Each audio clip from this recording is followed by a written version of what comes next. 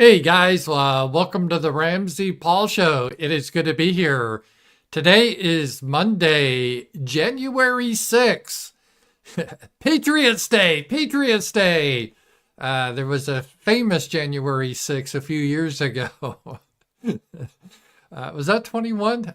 Yeah, I think this year would be a little bit more calmer as the Electoral College, they do their official votes, and Donald Trump is certified the winner of the presidential election.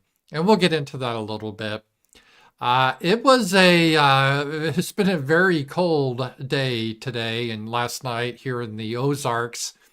As I look out my window now, there's snow on the ground. We got our first snow. Not a lot, but we don't get much snow here, so it's nice to see the snow. Luckily, it wasn't too deep, so I don't think it's going to shut things down. I think Sasha was hoping things would be shut down so she wouldn't have to go to work because she goes back to work today. And I think today is kind of the traditional, the holiday is over. Now we go through the grind of January. I think January is my least favorite month just because, it's just cold and dark still.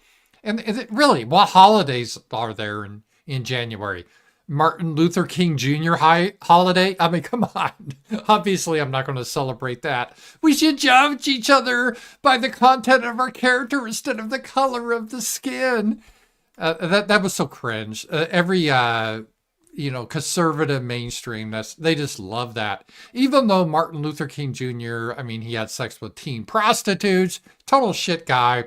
And he wouldn't agree with you guys, right? Okay, all you mainstream conservatives, he would hate you now if he was alive. He would be totally woke for CRT. So it was just at the time he was pushing the envelope. And that's what the left always does. And it is somewhat depressing. And I see this in every country. And we'll talk about this in a little bit. But the left or the progressives or whatever you want to call them, the woke, they just keep pushing and pushing and pushing. And then eventually they go too far. There's no doubt about it. And they're like, oh, okay, we got to ratchet it back a little. But they're still ahead of where they were. We're still headed towards this dystopian nightmare of like 1984, Camp of the Saints, Brave New World. It's like this weird mix of all the dystopian nightmares. We keep heading down that road. Now, sometimes there's a delay, the progress isn't always the same. But this is how they see it as progress. We got to progress. And sometimes there's a little bit of a reaction. That's why they call it progressivism, and they call us like, oh, you're reactionary. But the problem is we on the right, whatever you want to call us, and I don't like the terms right and left anymore, but I don't know what to use. We need to be able to communicate ideas, but the whole terms between conservative and liberal, they have changed so much. What does it mean to be right and left has changed over the years. Didn't you know the Nazis were actually leftists? Nazi stands for National Socialist. Hey, did you know that the Confederates were Democrats? Jefferson Davis was a Democrat. Did you know the KKK were Democrats? So we get all that, right? All the conservative right.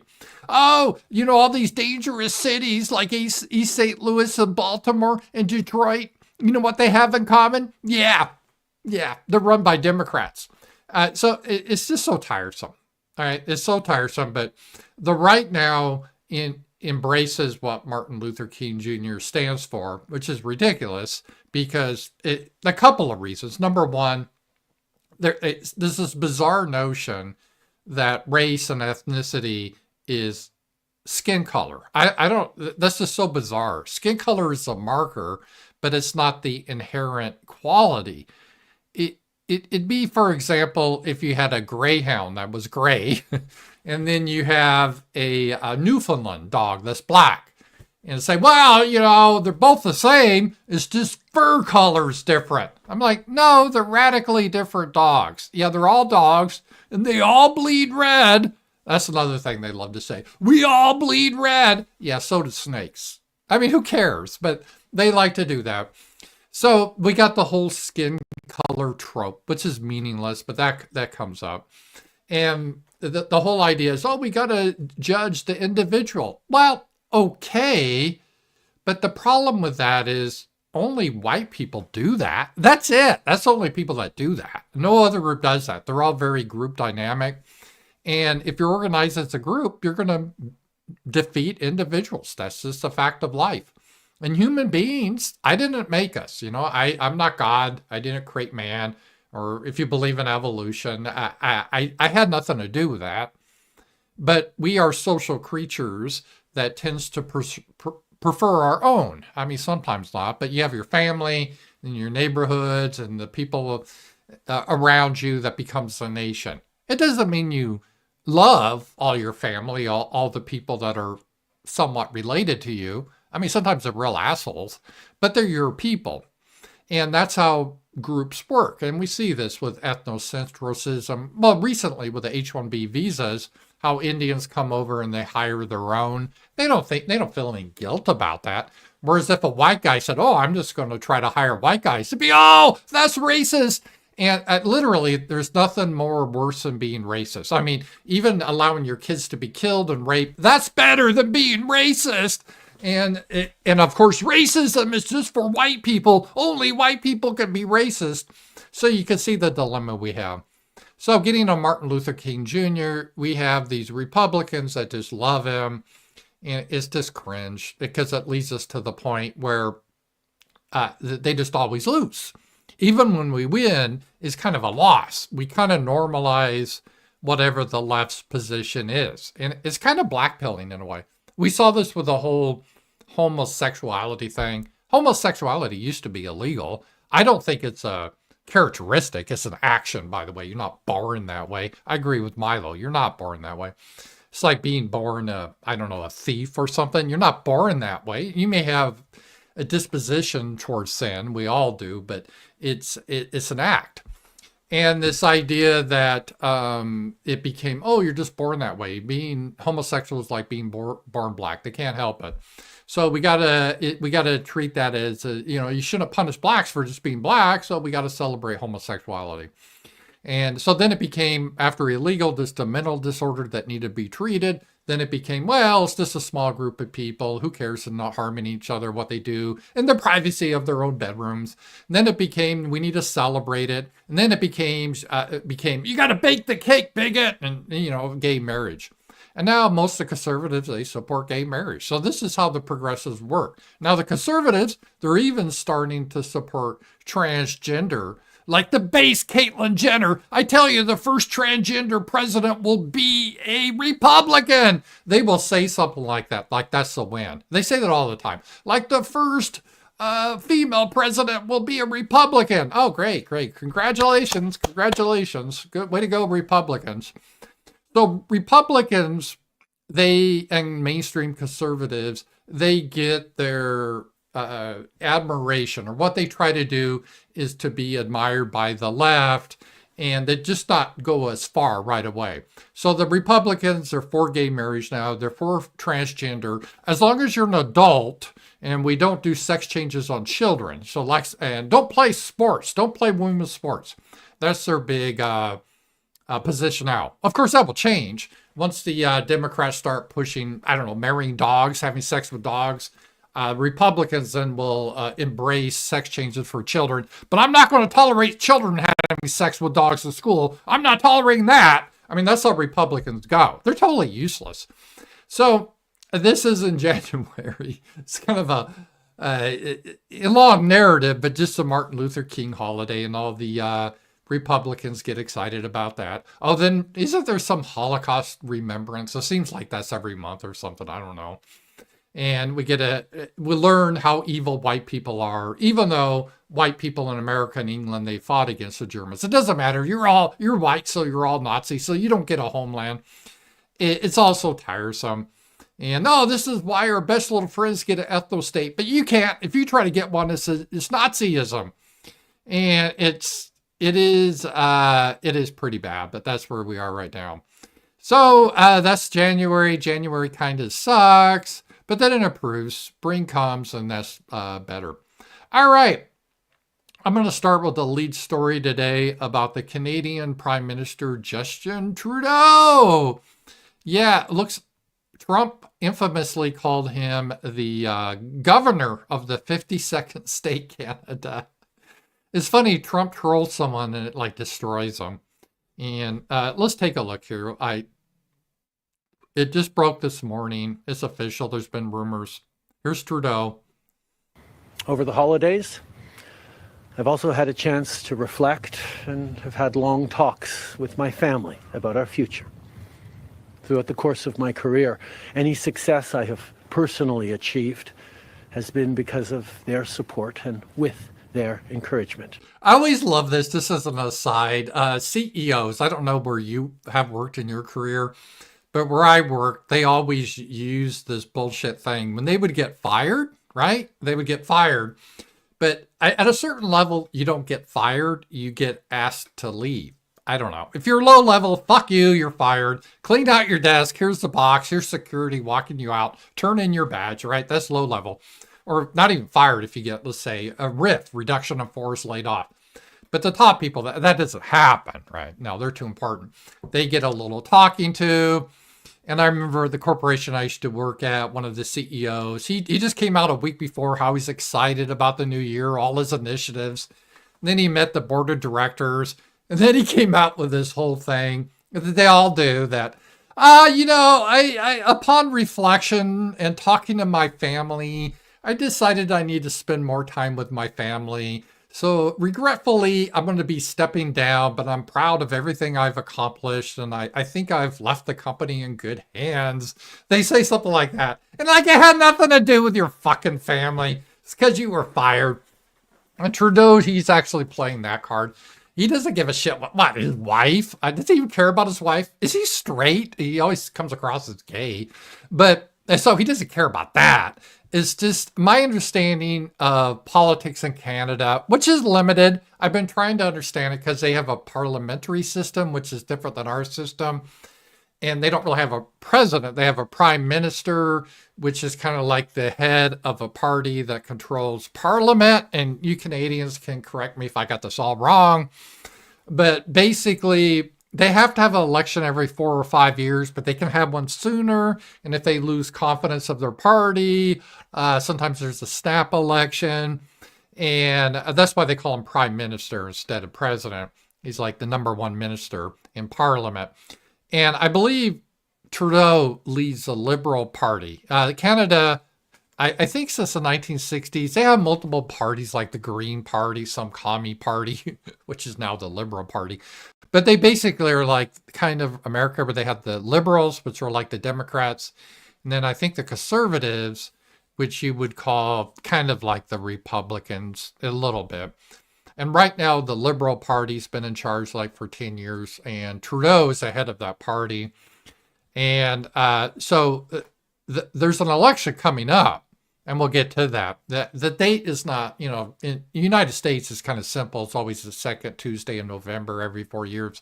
In Canada, it's a little different, and you Canadians can explain it to me a little bit. Seems I don't quite understand it all, but I think in March they're going to have a election in Canada, and whichever party gets the most people in parliament, they will in turn the party elect the prime minister. I think that's how it works. So the Liberal Party, the Canadians hate the Liberals because Canada's gone to shit under Trudeau, and so the Conservatives looks like they're going to win. And so if the Liberals, they don't win this next election, then Trudeau, as head of the party, won't be prime minister. So his own party, I think, behind the scenes is trying to restore or keep all the seats that they have by getting rid of someone that's unpopular. So it wasn't him talking to his wife or his gay lover where Trudeau determined he needs to step down. No. It was more likely the people in his party, they had a stern talking to him, telling him he needs to go. It's somewhat similar, not exactly, but somewhat similar to the Biden situation in America, where remember Biden was all excited to run against Trump. And then in the middle of the night, Nancy Pelosi and I think it was Charles Schumer, those goons, they came up to Biden and they basically threatened him, told him, he needed to step down from the nomination to have Kamala Harris in. I think it's somewhat similar to that. And so my understanding, and again, a caveat, I don't know Canadian politics, is that Justin Trudeau won't be, he's not going to be the Liberal Party leader. So if the Liberals should win again, which is doubtful, but let's say if they should, they will probably pick someone else to be the head. And if he resigns now, I think the Liberals will get someone else to take his place. I think there's a guy named Carney that may be the prime minister here until they have the election, but I'm not sure. But I think that's how it works. So last night over dinner, I told my kids about the decision that I'm sharing with you today. Yeah, he was given that decision. He looks like he's going to cry. He always came across as such a bitch. He really did. It's kind of weird just that he got into this position. You would think this is the guy that would be a lot happier working as a dancer in a gay nightclub or something like that, right? But as the leader of the country, I just never saw it. It's really strange. I think it's because of his last name. And again, Canadians, correct me if I'm wrong, but I think his father, Trudeau, was a famous prime minister in the 70s. I remember that name. I think of Trudeau, the Montreal Canadiens and all the 70s stuff. Quebec, separatist.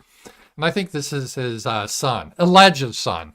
There's some rumors that maybe his mom had an affair with Castro. I'm not saying that's the case. But this Trudeau, Justin Trudeau, he's always seems very weak type of person. I mean, just personally. Whereas Trump, and Trump has a lot of flaws, but Trump's just, I hate the term alpha, but he is kind of alpha. He just he's in charge. If he gets in a meeting somewhere with other leaders, he's just bowling his way through and everyone else is kind of looking to him.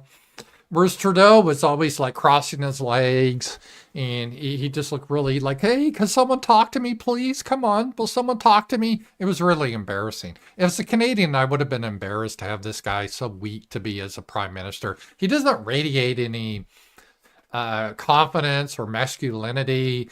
It's just like a spoiled rich gay kid. That's the vibe he gets anyway. And it looks like here, he looks like a total bitch, like he's going to cry. And I think Trump picked up on that. And that's why when Trump called him the governor of the 51st state, he was really trolling Trudeau, and he knew that it would get under his skin. Because Trudeau's too scared to fight back against Trump. Oh, he will. He said all sorts of shit against Trump when he thought Trump wasn't going to win. But then when Trump won, he went like a scared little bitch to Florida to meet the king, and Trump just bullied him mercilessly. So now Trudeau is stepping down. I intend to resign as party leader, as prime minister, after the party selects its next leader through a robust, nationwide, competitive process. Last night, I asked the president of the Liberal Party to begin that process. This country deserves a real choice. In Canadian speak, process is what we say process here in the United States, just so you understand it. Don't make fun of them because they mispronounce words. They say process. It's process. In the next election, and it has become clear to me that if I'm having to fight internal battles, I cannot be the best option in that election. So he's blaming the internal battles, meaning not the Conservatives, but the Liberal Party. And I'm going to kind of bring this back to what I was talking about earlier. The problem Canada has, just like the United States, they get someone like Trudeau in, and he's very left-wing. In prior days, you would call him like a communist. And he's done policies that have really hurt Canada economically. And his competition, by the way, the guy that probably will be the next prime minister, I retweeted an interview of him. His name is Pierre Poilievre, I think. Polyev, and I'm probably mispronouncing his name. Pierre Polyev. That sounds foreign to me. I don't like those foreign sounding names. Sounds French or something. But Pierre Polyev, I've listened to him, and my Canadian friends, without exception, says, "Oh, he's a real cock. He'll betray you." And of course, like every politician, Israel, they're the reason we exist. He's one of those guys. But listening to him, he sounds to me a lot better than Trudeau. His big thing is common sense conservatism, and he's talking about basically trying to restore capitalism into Canada. Canada's become kind of a quasi-socialist state. They're not very productive because of the government. They have extremely high taxes, lots of regulations. I know we think we do in the United States, but they're crazy up there. And they added like more taxes with this whole climate change hoax with they added a carbon tax, which is totally going to destroy Canada. Canada, they're in a dire situation. They're very poor people. I feel sorry for Canadians. They're just little poor third worlders now. They used to be almost on par with the United States. And a lot of this is due to economic policy. And Pierre, he says stuff that, yeah, my background is, and I'm a capitalist. I don't disbelieve in unfettered capitalism. I think the government has a role to make sure that the policies help the people. For example, the easy example is I would not allow corporations to dump their waste in the town lake, because that's cheaper. No, you can't do that. That's our lake. You can't do that. We have regulations against that. I'm not against that. And I'm going to go further. And I also say, yeah, you can have your businesses that compete with each other. That's great. But you can't offshore your labor to India because this is for Americans. I would add a tariff if they did that. So, but I support, in general, fewer regulations allow people to compete. I'm on board with that. I don't think there's any question that capitalism has provided the higher standard in living in the world, especially compared to communism. Communism always shortages and reduces the standard of living. And we've seen that in Canada. Their standard of living under Trudeau has greatly fallen. There's almost impossible if you're a young person in Canada. Yeah, well, if you don't have a house already, you're screwed. There's just basically no way you're going to get that. I know it's hard in America, but it's it's just, you're done. Unless you're very wealthy, you're done in Canada getting a home. And people are working 2-3 jobs just trying to make ends meet. There's huge food banks, and they keep adding taxes. The climate change tax, the carbon tax being the most recent one. And I think Pierre Polyev is, he keeps calling it, we need to have a carbon tax election. I don't know what he meant, but he just meant he wants an election called sooner than later. Because I guess they could have waited until October legally until have the election, but I believe they're going to have the election now on March 24th. And Pierre Polyev, his party, the Conservatives, will probably get the most members in the parliament. So Pierre will be the prime minister.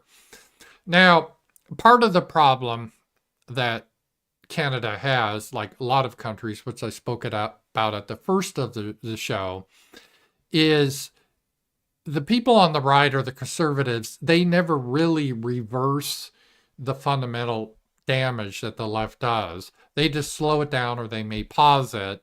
And in some cases, like when it comes to bad economics, if you have bad economic policy, say if you implement socialism, high taxes, all that bullshit, it's painful, but you can reverse it pretty quick. You really can. You go in, cut taxes, get rid of regulation, get rid of the carbon tax bullshit.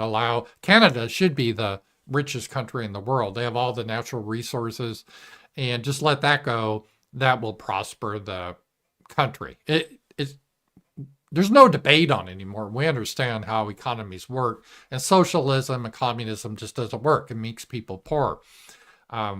You can have all your theories and argue about it, but I'm the type of guy I want to see what happens in the real world. And in the real world, capitalism, although it has its faults, and it needs to be, I think, controlled so it doesn't go off the wrong way. But it's good to have free enterprise and ideas and not have the government dictate everything. Whereas in Canada, the government dictates everything pretty much now in the business realm. And it also dictates what you can say. They're not a free country with speech. So Canada has a lot of problems, and they have a lot of problems. A lot of the white Canadians want to come down to the United States for better opportunity, lower taxes. The Canadian dollar is real weak. It's really embarrassing what's happened up there. So Pierre could potentially help with that. But the biggest problem that a lot of the nations are facing, at least Western nations, is we're being replaced by the third world. And it's been done. Canada with Trudeau was big with the replacing the white Canadians. There's something wrong with them. And they took a different tack. They didn't so much have the illegal Mexicans, so there's some of that. And Jamaicans, they have a little bit. But mostly they decided, well, what we're going to do, because just to keep our nation the way it is. Canada had a really great country, beautiful land, great people. I love Canadians. I have a lot of, besides the United States, my second most viewers are Canada, and I have Canadian friends. They're kind of, I hardly think of Canada as a foreign country. They're kind of our cousins a little bit. But Trudeau decided, well, it's immoral to have a white country. We need to replace the white people. But we're going to do it with high-skilled people. So we're not going to get Mexicans. We're going to get these smart Indians. So they had a huge problem if they brought in all these Indians, kind of equivalent to our H-1B, or maybe it's just pure immigration. And then they would bring in all their cousins, just hire their own. And it hasn't really helped Canada. It's done the opposite. It's hurt Canada economically. But worse than that, it's changed the social fabric. If you go into Toronto, I went to Toronto a few years ago with a friend, this lady, she's a medical doctor. I don't know if she's watching now. Sweet girl. She invited me up there, and I went and visited her. She had a little conference. It's a private conference. And then she showed me around Toronto. Real fun day. But the thing that really stood out is like, where are the Canadians? This looks like Bangladesh or something. And we see this across the globe now, where Toronto doesn't look Canadian. London doesn't look English anymore. And a lot of our cities don't look American anymore. And so the question is, how do you reverse that? And the problem is the mainstream right, or the conservatives, whatever you want to call them, say the Republican Party in the United States or the Conservative Party in Canada, while they may slow down immigration, there's really no plan to just push these people out, say, no, you have to re-immigrate. You can't stay here. And I don't think Pierre Poilievre has a plan to, kick these Indians out of Canada. And, oh, no, that'd be racist, fascist. And we're seeing the same thing with Trump and the Republicans. They are now just going after, well, initially it was just after illegals, which is good, but that's not enough of the problem. But now even that illegal, they're kind of backing off of, and they're saying, oh, well, if you're a sex criminal or a violent criminal, we need to deport you. It's like, what? No, I mean, those people should be in prison or executed. But everyone else is a criminal. They're here illegally. So they're even narrowing that. So the way the left looks at this is like, oh, okay, yeah, it kind of sucks that we lost the election in America. And it looks like we're going to lose the election in March in Canada. But it's, we have time on our side because we're eventually replacing these people. And even if they shut off all immigration, the native white populations are going to be replaced. And if you replace the white Canadians with people from India, it's no longer Canada. I mean, you still may have the maple leaf and everything, but it's no longer Canada. Same with the United States. If you replace the people, you replace the country. And I don't think that's good. I'm a nationalist. I'm for self-determination. I'm not like some racial purist and, it just has to be 100% white. No, I don't think that's, even really feasible. But it should be like most of the countries were, like Japan, Korea, Israel is a Jewish state. We need to have that model. And the problem I think that Canada is going to face is how do you reverse these big policies, and how do you have someone that will take the necessary stand to do this? Because while if Pierre Poilievre may have some good economic policies, and they may help Canada, just like Trump, I think Trump's economic policies are better than Biden, opening up the energy, maybe cutting taxes, and we'll see how much actually happens. Is Trump really going to eliminate taxes on tips? We will see. Or crypto? We will see. But even he'll probably help the economy somewhat. And same with Pierre. But it's just, that's not the prime problem, because eventually, if you don't have enough of our people, we don't have self-determination, and Canada will look like India, and we could look the same. And there's nothing wrong with India or any other country, but I don't want Fayetteville, Arkansas in the 1970s was like 95% white. I'm not joking to you. I don't want it to look now like Calcutta. I don't want it to look like that, right? I want to have my homeland, my cities. And so this is the number one issue that the West faces now. And I don't see many politicians on the right really going after that issue in a forcible way, because they're scared of being called racist Nazis. So they just try to do, we got to stop illegal, build a better wall, that type of thing. But that's fundamentally not going to solve the problem. It's like you have cancer and they say, we'll give you an aspirin. Well, that's not the solution. And we got the same problem here. So while I think this is good that Justin Trudeau is resigning, and I think it's good that Pierre Poilievre, it will probably be the new prime minister. In the final analysis, I don't know if it's actually going to make much of a difference. So we will see here going forward, but that's my take. Hey, I got a rant, and thank you guys. If you want to contribute to the show, I do appreciate it. I count on your contributions.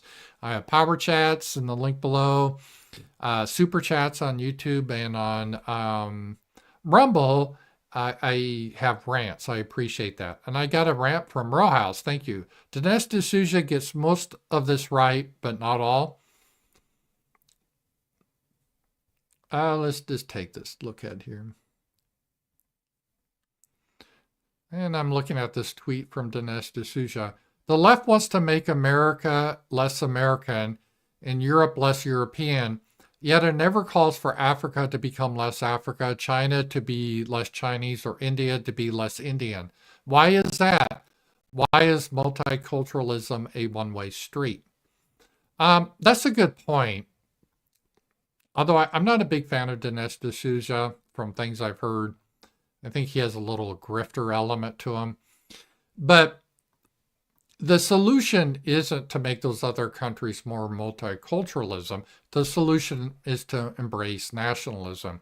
Nationalism is defined as a country is primarily composed of one nation, or they have a super majority of those people. Like Japan is a nationalist nation. It's the vast majority of citizens are Japanese ethnicity. They have some others. It's not 100%, but it's stable because they have a country that reflects their values, that has their people. Israel, I bring that up a lot. I know some people, Sassa says, oh, you always bring up the Israel example. It gets tiresome. And I'm like, yeah, but it helps kind of normies to understand that. And Israel, they're for the Jewish people. And I think that's how it should be. Germany should always be majority German. England, London should be an English city. I'm not saying it should be 100% white, but it should be like 80, 90% white. And Canada should be the same way too. So the purpose isn't really to criticize other countries for being nationalistic, is to be able to protect our own. And if you're not willing to do that, then really what's the point? We're not going to have much success anyway. So thank you very much for that rant. I appreciate that. And I got a Rowhouse sent a rant. So thank you, Rowhouse. I do appreciate this. And we're going to take a look at this one here.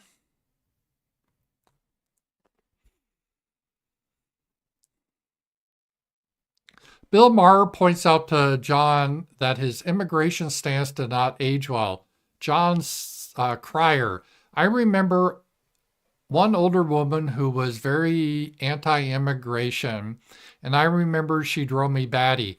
I think I zinged her a couple of times. You're an old lady. And Bill Maher, oh, let's watch the clip here. Here we go. That's easier. I'm not going to read this all. Here we go.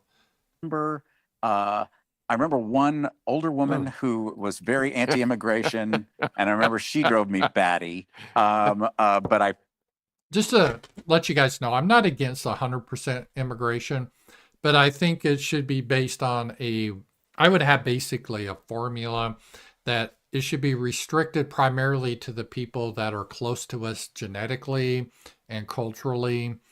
And it's, and that's because they're more likely to assimilate. So yeah, I would have it easier for Norwegians to immigrate than Haitians, for example. feel like I zinged her a couple of times. I was like, "You're an old lady." I think that was the height of my repartee. Yeah, but who looks stupid now? Yes, I mean, exactly. No, I mean, I think the whole country, even unless you're like stupid woke, I hope you're not, but it is Hollywood. Somewhat stupidly woke. Okay. The whole country was like, I mean, I think the biggest issue for the election, one of the biggest ones, was Democrats pointlessly, totally just punted on immigration and let anybody who wanted to walk in for 3.5 years did. And, Well, I think they would probably disagree that people walking in probably felt like it was a little harder. No, actually. Most of them flew in, by the way. Actually, there's a great 60 Minutes piece on it where the border, I mean, you don't get 8 million people here by making it difficult. But you see they're walking through and that water guys are just watching them do it. They're just watching them walk past. You never saw that? I did not see that. See, that doesn't get in the liberal media. That's the problem, is the bubbles we live in. Mm-hmm. Yeah, Bill Maher is right on some things. I think he's starting to, there's a lot of people on again, this is why the terms left and right have sort of changed. But the left, if they're somewhat intelligent, they kind of understand if they want, because a lot of the left in America, let's say the 1970s, they had more of a vision that we should be like Sweden or Norway, kind of a socialist country, a nanny state where you have free health care and government's involved with everything. And because then they showed those countries, they were pretty nice, peaceful. But the only way to have a welfare state, you can't have a welfare state and open borders, because everyone from the world is going to flood in and just drain it and bankrupt you. And we're seeing that. And we're seeing this in Canada. They're going bankrupt. They have a huge deficit. And now the Nordic countries, the Nordic model is no longer working there because, again, they're replacing their people and people are draining the system. So if you're going to have a welfare state, you can kind of make it work and I'm not for it. That's why I'm hedging, because it's still going to limit your productivity, innovation, and so forth. In these Nordic states, they always acted somewhat as parasites to the United States, where we would develop, let's say, the new drugs, the new technology, right? They didn't develop fuck over there, really. Nothing. They're very intelligent people, but the system kept them down. And they just took what we had and they would take it. But because there was a socialist system that didn't allow innovation, but they had a fairly nice, system, low crime, but they were composed of Norwegian people or Swedish people. But then they decided, they were told, oh no, you got to be multicultural. You have to bring in all these Muslims and all these Africans. And if you don't, you're racist, you're Nazi. So they did that. Now, like in Sweden, they have a lot of grenade attacks. They have violence and their system is going bankrupt. So getting back to the Bill Maher type of liberal, even if you have this utopian idea of liberalism, circa 1970s, 60s, which I didn't support, but let's say if that was your view, we have national health care, the government runs basically everything.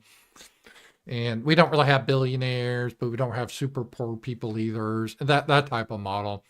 You can't really do that model with open borders. And I just saw a stat earlier today that, all those immigrants that went to, illegals that went to New York City, there's only like less than 2% have applied to get work. They're just living off welfare, and that will happen, right? And I don't blame the illegals, because why not? Come here, you get free stuff, better than living in your homeland with your people that can't provide shit. You come here, you get free healthcare, you get free education, you get free food, and you get a bitch about white people. How great is that? So yeah, that is a problem. And thank you for that. I appreciate that, Rowhouse, for providing that rant. If you guys have rants or power chats or super chats, please send them in. I appreciate that. And let's see here what we got here. So that was the Trudeau thing. Let's see here. Today's also January 6th. It's the day that Congress is set to certify Donald Trump as the 47th president of the United States. And this happened after the last time they had the January 6th protest at the Capitol, and what they call the insurrection. It wasn't an insurrection, it was a protest with a lot of FBI informers involved. And so now today we're going through that same process. So today is technically the official election. It's kind of a bizarre relic of the Constitution where we have the election, we have electors that go to Washington, D.C. and cast the official vote. It's kind of symbolic. And that's why even back in 2021, I was really kind of opposed to the people that were trying to stop that vote. I thought that was ridiculous because that's just a symbolic vote and it wouldn't do any good to storm the Capitol or anything. That was all stupid, and I was opposed to that. I think there were some issues with that election. There's no doubt about it, which we didn't see this election. I think because how there's millions of votes that just disappeared this election with Kamala that Biden got, but it was after COVID hysteria. A lot of the mail-in ballots are more susceptible to fraud. And I think the Republicans got a little bit better with the ballot harvesting thing too. So there's some factors that were changed this time. And, but it'll be interesting to see what Trump does with the January 6th protesters. Will he pardon them or not? I would like to see a real full disclosure of really what went down, who was behind a lot of this stuff. And but that is today. So congratulations for Donald Trump for winning that. And I hope Donald Trump, I don't want to get blackpilled before the he's even president, but a lot of the stuff he's been saying hasn't been very promising after he's been elected. Hopefully that will turn around. All right. And Biden's been busy trying to sabotage as much as he can before he gets into office, which I guess we should not be surprised. And he's trying to do all these executive decisions. Let me just show you one here. Let's see here. Here it is. Biden permanently bans offshore drilling in 625 million acres of ocean, making a Trump reversal difficult. President Joe Biden on Monday announced an executive action that will permanently ban future offshore oil and gas development in parts of the Atlantic and Pacific Oceans in a way that could be especially difficult for the incoming Trump administration to undo. And this is primarily the East Coast and the Gulf of Mexico and the coast of Washington, Oregon, and California, and parts of Alaska, the North Bering Sea. This is just mean-spirited and is based a lot on ignorance. These oil refineries, oil rigs, they're advanced. They do not cause any environmental damage. They're not that huge, really, when compared to the whole ocean. In the ocean, under the seabed, they have tons of oil. There's nothing evil about oil. Oil is what provides us life, really. If we didn't have oil, most of the world would be dead. And it's something we should embrace. And I'm not against like electric, so-called green energy, but it doesn't make sense because if we don't drill our own oil, we'll have to get it from places like Saudi Arabia and other places that don't protect the environment as well as we do. So theoretically, we'd be buying oil from countries that don't have the environmental standards.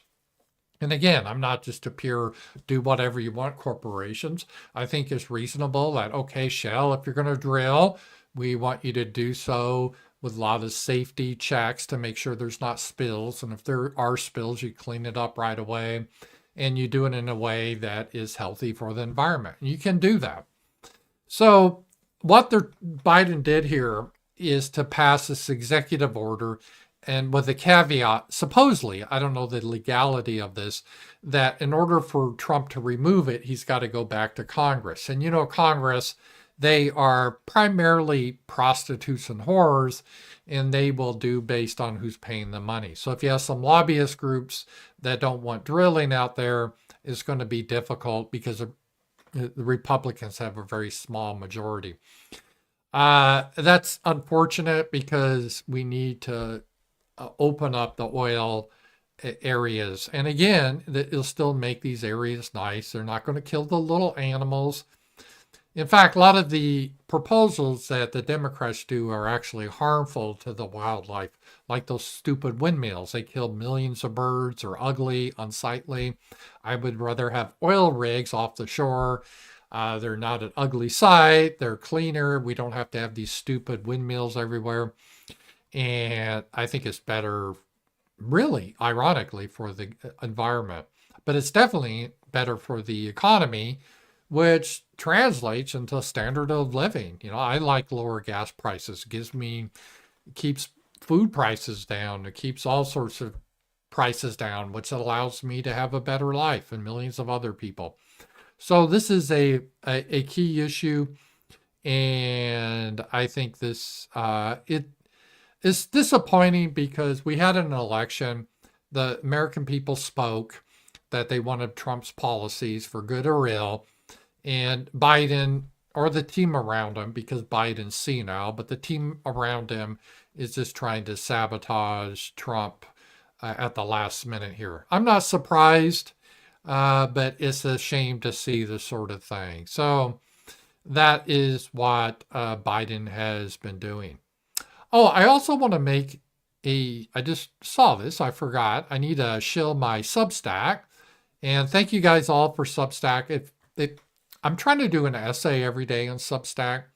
And Substack has been my go-to place now. It's a good, robust tool. Let me just copy and paste a link here if you guys want to sign up for my Substack. And there's a couple options. You could sign up for free. You'll get a lot of my essays. But if you want to support me, kind of like your Gumroad members or group app, go to Substack. We have a roundtable every week, every Tuesday. In fact, tomorrow night, we're going to have a roundtable if you're a member. And then I do member-only videos and articles. So it's a way to help support me. I really do think that. I chose Substack because it's Gumroad. I liked them okay, but they had some technical issues. Emails weren't getting out in a timely fashion. And Substack is pretty well dedicated to free speech. And they are a huge platform that a lot of people use. So that's why I did that. So sign up for Substack if you haven't done that. All right. So we talked with Justin Trudeau and Biden sabotaging Trump. And we do have this thing now. The House passes bill to deport sex offenders. In September 2024, the U.S. House of Representatives, controlled by the Republicans, passed a bill to deport undocumented immigrants. Well, first of all, that's political language. They're illegal immigrants. It's not that they've lost their documents. They're illegal. Convicted of sex crimes, with 266 votes in favor, 158 votes against. All Republicans supported the bill, and it was opposed by 158 Democrats. So 158 Democrats thought that people that break into our country illegally and sexually molest our children and women, they should stay. And let's just take a look at this here.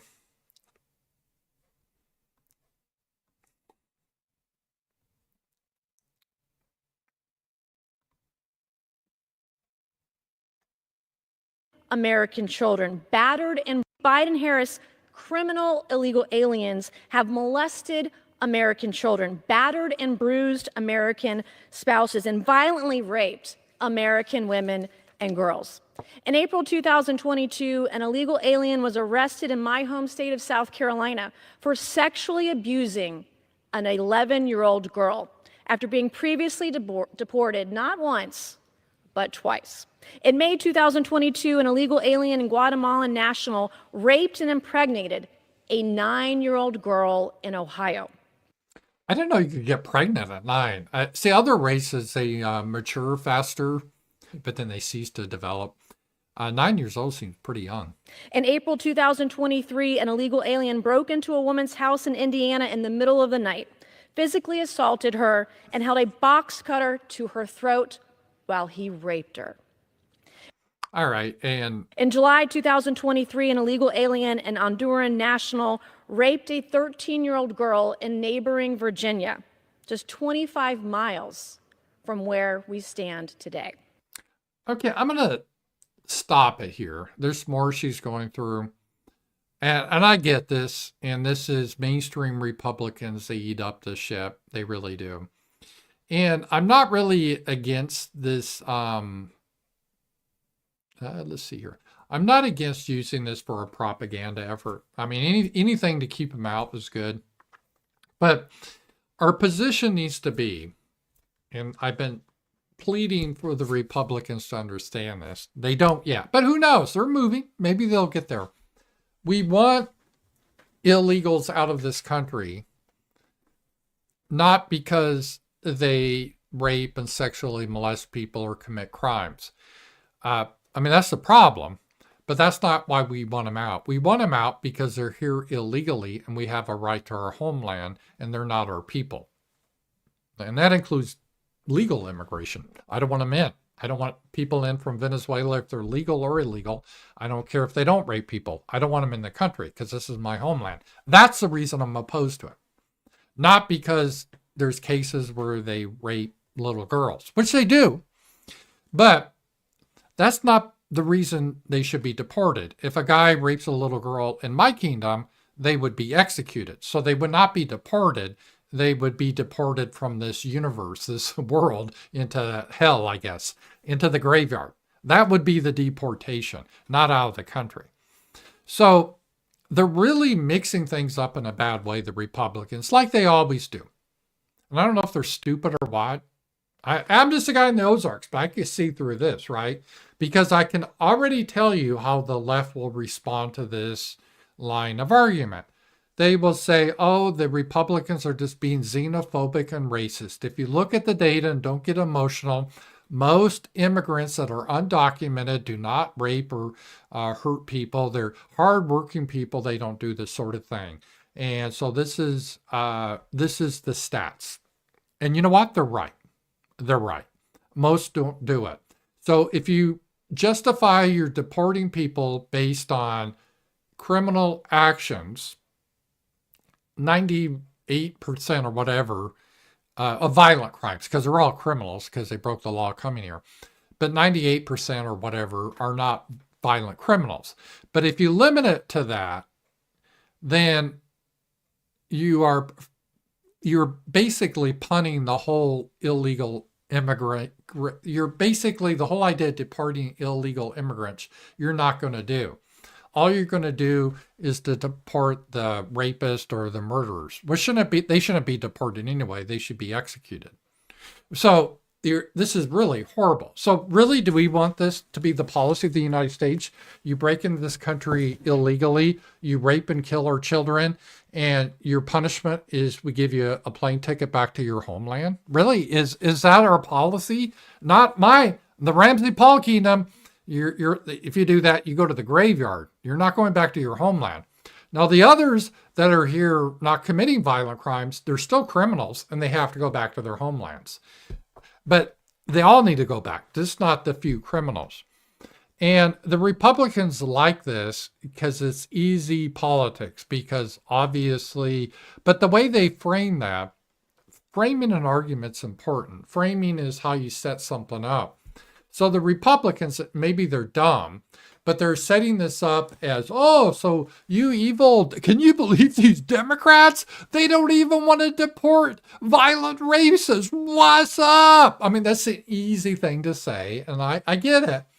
But you're going to lose because the left, all they have to say is, oh, okay, we'll be okay with you getting rid of the violent rapists. We'll keep all the millions of others, all right? That's all I have to say. We still lose. We still lose our homeland. But you got your point. You got your Fox News talking point. It's dumb. It really is dumb. And I just think it's a mistake to focus on that. Now, I understand from a propaganda point of view, and you got to appeal to people's emotions. I understand that. We saw that. The left does that all the time.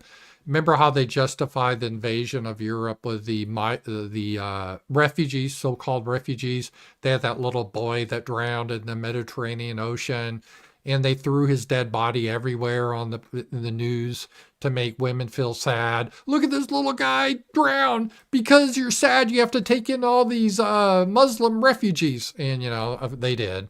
Now you have all these violent attacks, but the propaganda helped move it. So I'm not against using the propaganda. So I get it, but you got to be very careful. That shouldn't be the basis of the policy, right? We don't want them here because they're not our people. We have a different culture.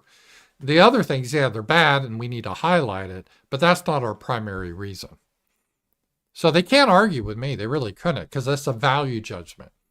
So if I was to argue, say some leftist like Destiny, I'm sure if I brought up, oh, look at these people raping and killing, let me provide you these examples, he would talk real fast. Well, those are just anecdotes. So if you look at the data, you stupid conservative, and actually look at the data, 98% do not commit violent crimes. So what are you talking about? And white people commit violent crimes too, more so than these people. So what are you talking about? That's what he would say, right? And then I basically lose the argument. I'm like, nah, I'm not arguing from that point of view. They shouldn't be here, period, because I want to be around people like me that speak my language, that have my customs. There's no way really to argue that. Because, oh, you're wrong. That's Nazism. I'm like, you call whatever word that is. That's what I want. That's what other people want. And so then he can't really argue that. So this is why it's important to argue the right way. Let's see here. I think I have one more here from here. Does Rams remember Steven Saylor debating Jared Taylor on citizenism? Ram, take up this debate. Let me just take a look at this, see how long this is.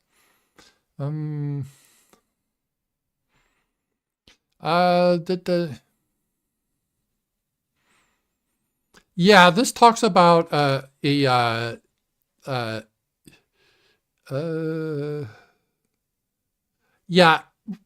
the problem, and I'm just not going to show this quote because I'm on YouTube, so I don't want to get some of the trigger words on YouTube. But you can't, I don't think, and I've said this before, you can't base an immigration policy purely on racial aspects. I mean, that should be part of it, but there's a lot more. And as Jared Taylor said, blacks have been here a long time. They're part of America and so forth, many Hispanics too.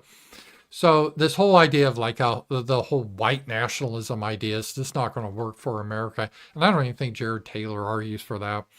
And so I kind of agree with that. So thank you for that. I appreciate that.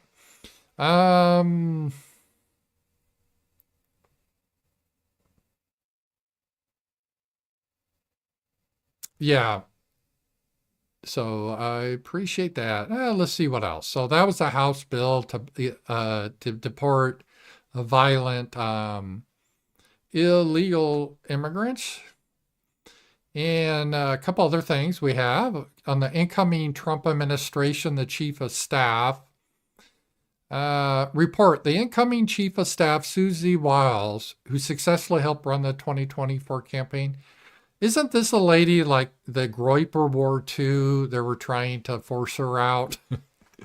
What an epic failure. But she's committed to bringing no drama zone. Wilds, I don't welcome people who want to work solo, be a star.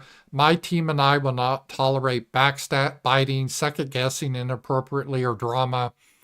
These are counterproductive to the mission. This is one of those things that sounds good on paper, but sometimes it's good to have a vigorous discussion. And who's to decide what is drama? I mean, that's a very female concept. So a lot of guys get into the room, they can yell at each other in debating a position, but they still get a beer afterwards. Where if women are in such an environment, they'll break down in tears and they will have bitter hatreds forever. It's the difference of how it is.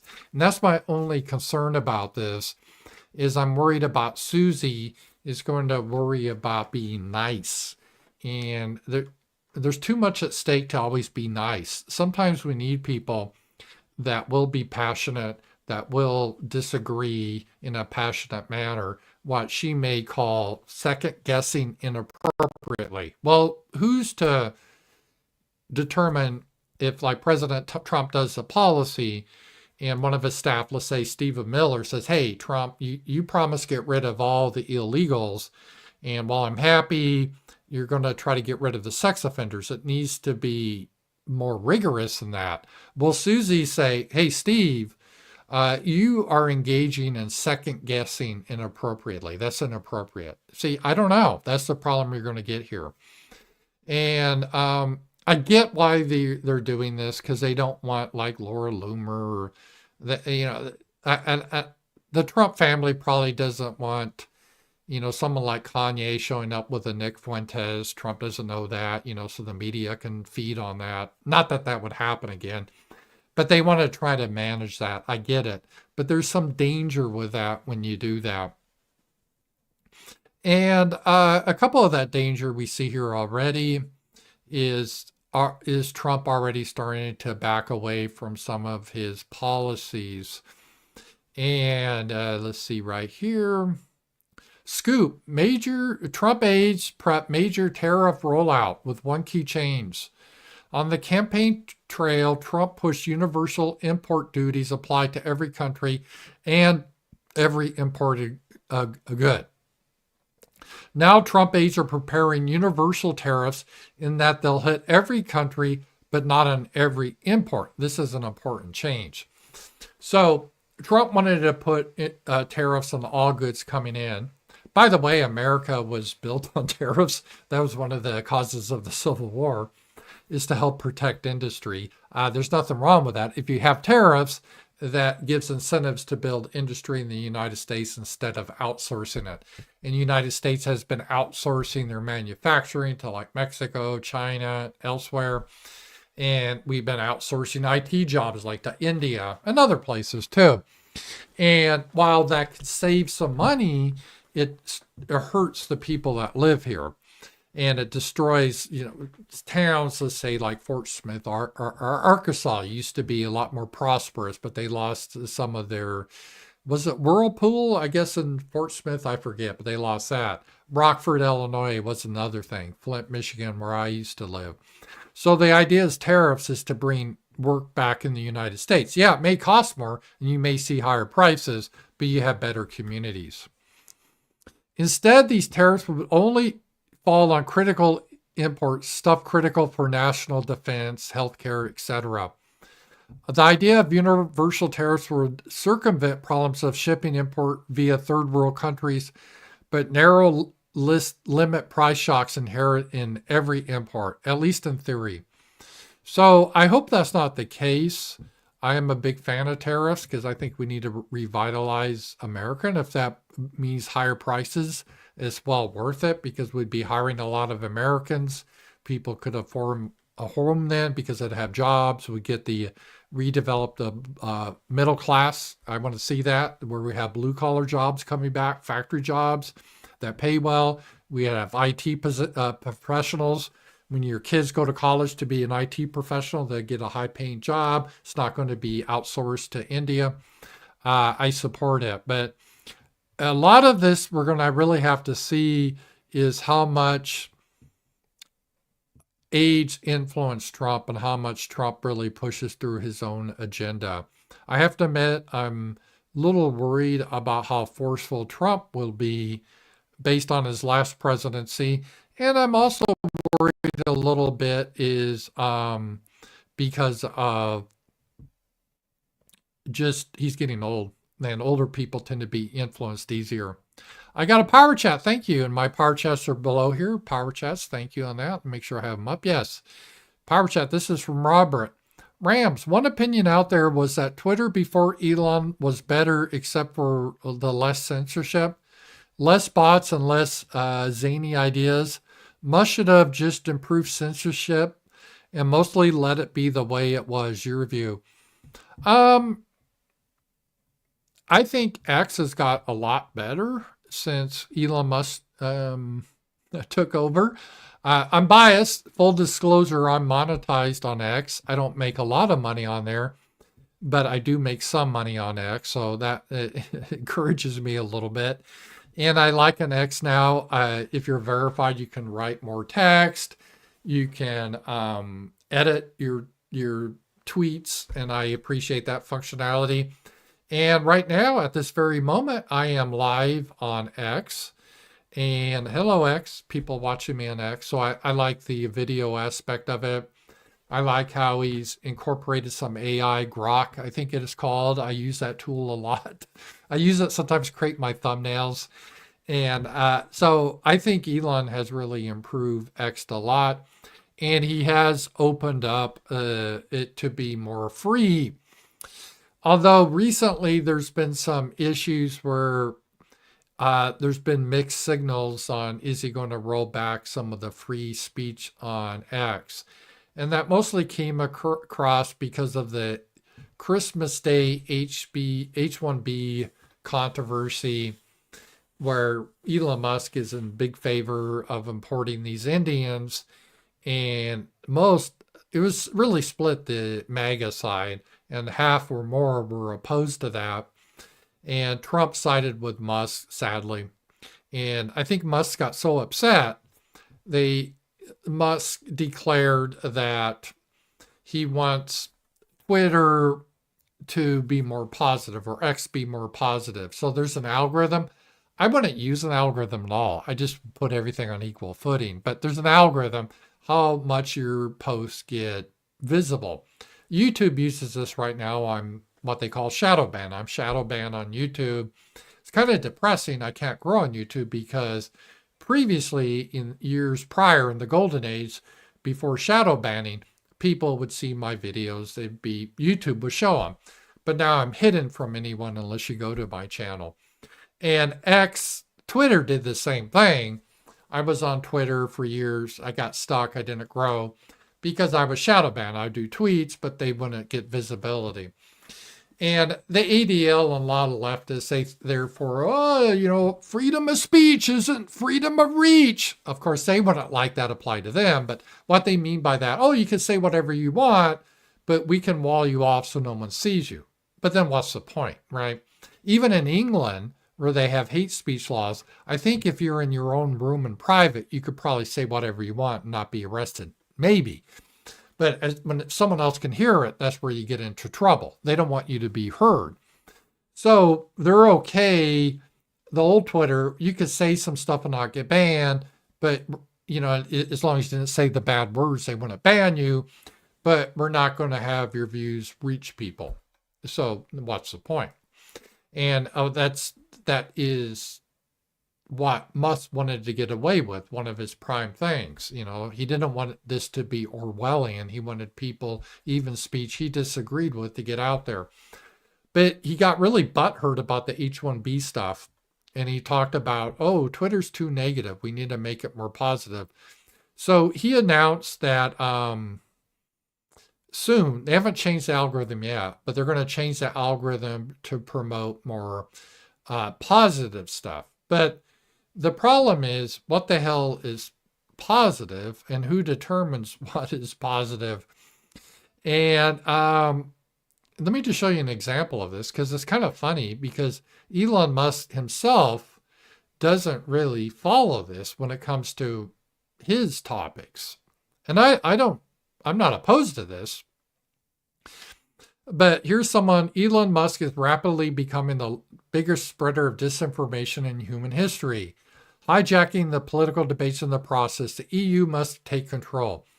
And I think this has to do with Elon Musk really got on with all the mostly Islamic grooming gangs in Britain, how they've been taking young girls and raping them, and that the British government's been covering it up because they don't want to appear to be racist.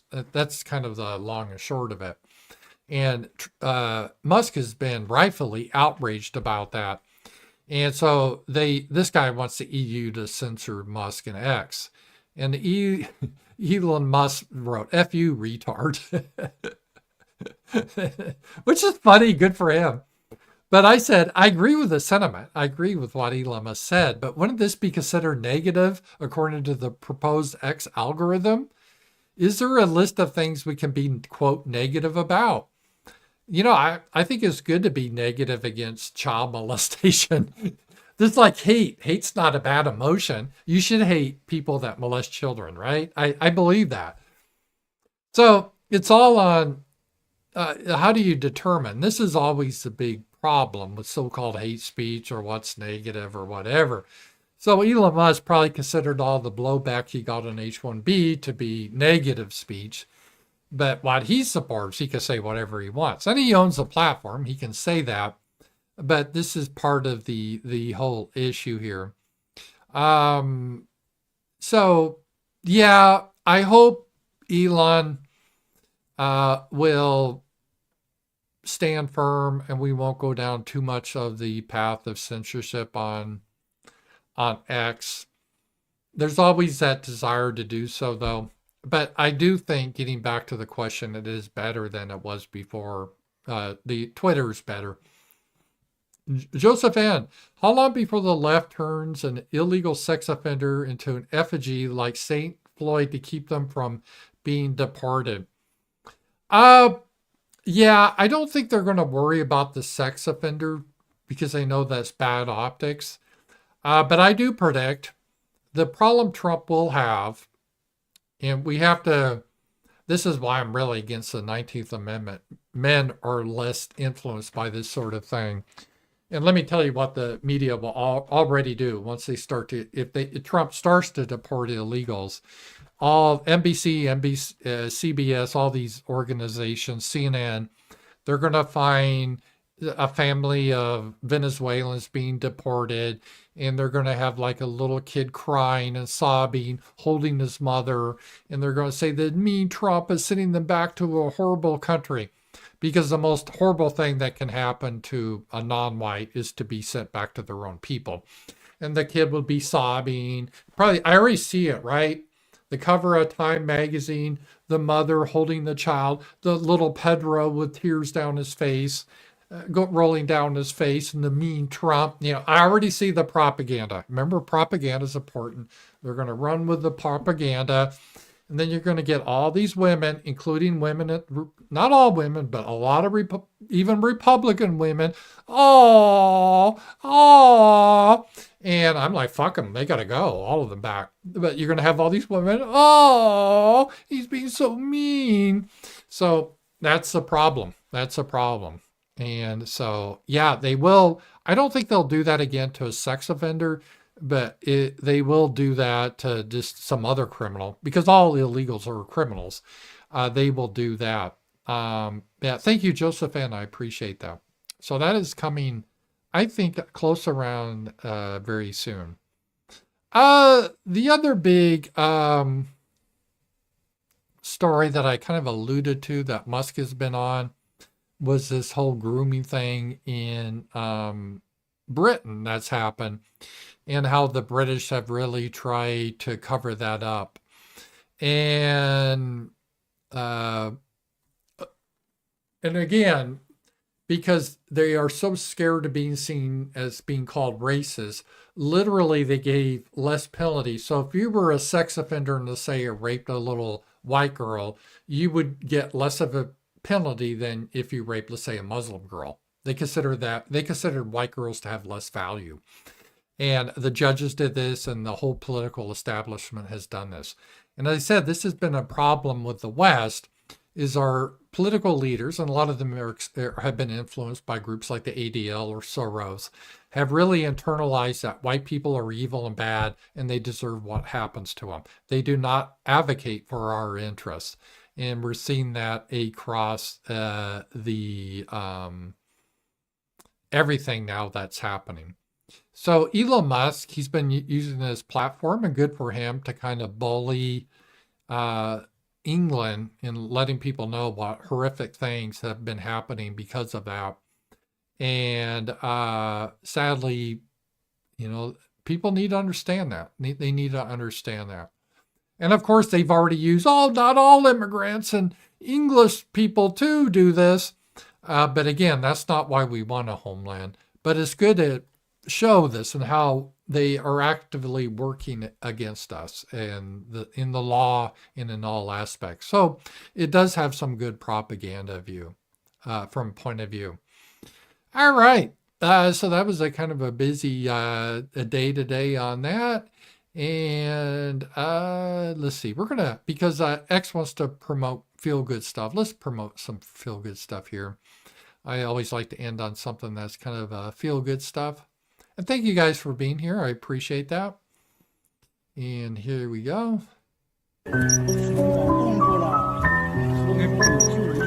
Oh, this little bird stuck to it's frozen to the bar there.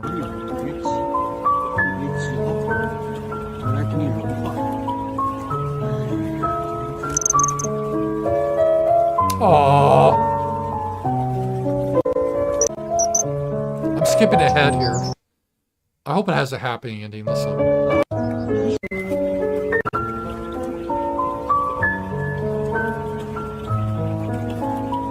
Oh, he's warming it up, kind of melting the ice. Oh,